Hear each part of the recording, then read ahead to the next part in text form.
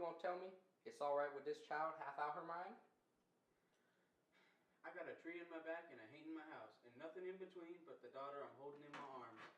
No more running from nothing. I will never run from another thing on this earth. I took one journey and I paid for the ticket. But let me tell you something, Paul D. Garner. It costs too much, you hear me? It costs too much. Now sit down and eat with us or leave us be.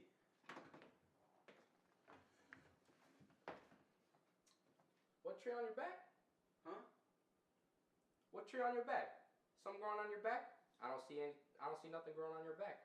It's there all the same. Well, who told you that? White girl, that's what she called it. I've never seen it and never will, but that's what she said it looked like, a choke cherry tree. Trunk, branches, even leaves. Tiny little choke cherry leaves. But that was 18 years ago. Could have cherries too now, for all I know. I had milk. I was pregnant with Denver when I had milk for my baby girl. I hadn't stopped nursing her when I sent her on ahead with Howard and Bugler. Anybody could smell me long before he saw me. And when he saw me, he'd see the drops of it in front of my dress. Nothing I could do about that. All I knew was I had to get my milk to my baby girl. Nobody was going to nurse her like me. Nobody was going to get it for her fast enough or take it away when she had enough and didn't know it. Nobody knew that she couldn't pass her air if you held her up on your shoulder, only if she was lying on my knees. Nobody knew that but me, and nobody had her milk but me. I told that to the women on the wagon. Told them to put sugar water in cloth to suck from, so when I got there in a few days, she wouldn't have forgot me. The milk will be there, and I will be there with it. Men don't know nothing much. But they do know a suckling can't be away from his mother for long. And then they know what it's like to send your children off when your breasts are full. We was talking about a tree, Setha. Just wait a few seconds. After I left you, those boys came in here and took my milk. That's what they came in there for. Held me down and took it. And I told Miss Garner on them. She had that lump and couldn't speak, but her eyes rolled out tears. Then boys found out I told on them. School teacher made one open up my back, and then when it closed, it made a tree. It grows there still.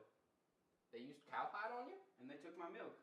And they beat you? And you was pregnant? And they took my milk. Oh, Lord, girl. It began as a little girl's house play, but as her desires changed, so did the play.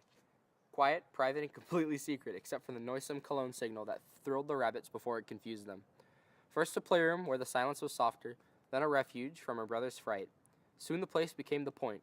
In that bulwark closed off from the hurt of the hurt world, Denver's imagination produced its own hunger and its own food, which she badly needed because loneliness wore her out. Wore her out.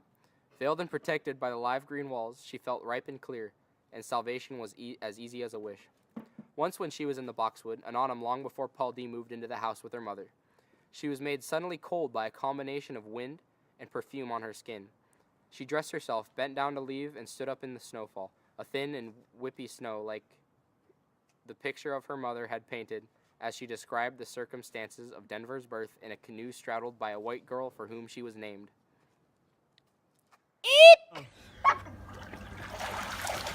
A fully dressed woman walked out of the water. She barely gained the dry bank of the stream before she sat down and leaned against the mulberry tree. All day and all night she sat there, her head resting on the trunk in a position abandoned enough to crack the brim of her inner straw hat. Everything hurt but her lungs most of all. Sopping wet and breathing shallow, she spent those hours trying to negotiate the wet of her eyelids. The day breeze blew her dress dry. The night wind wrinkled it. No one saw her emerge or came accidentally by. If they had, chances are they would have hesitated before approaching her. Not because she was wet or dozing or had what sounded like asthma, but because amid all that she was smiling. It took her the whole of the next morning to lift herself from the ground and make her way through the woods past the giant temple of boxwood to the field, and then the yard of the slate-gray house. Exhausted again, she sat down on the first handy place, a stump not far from the steps of 124. By then, keeping her eyes open was less of an effort. She could manage it for a full 2 minutes or more. She could manage it for a full 2 minutes or more. Her neck, its circumference no wider than a parlor service saucer, kept bending, and her chin brushed the bit of lace edging her dress. My back hurt me. Your back? Gal, you a mess. Turn over and let me see. Okay. Oh, come here, Jesus. It's a tree, Lou. A chokecherry tree. See, here's the trunk, and it's red and split wide open, full of sap, and then here's the pattern of the branches. You got a mighty lot of branches. Leaves too, look like. If these ain't blossom, tiny little cherry blossom, just as white. Your back got a whole tree on it, in bloom. What God have in mind, I wonder. I had me some whippings, but I don't remember nothing like this. Mr. Buddy had an evil hand too. I whip you for looking at him straight? Sure would. I looked at him one time, and he hauled off and threw the poker at me. Guess he knew what I was a-thinking.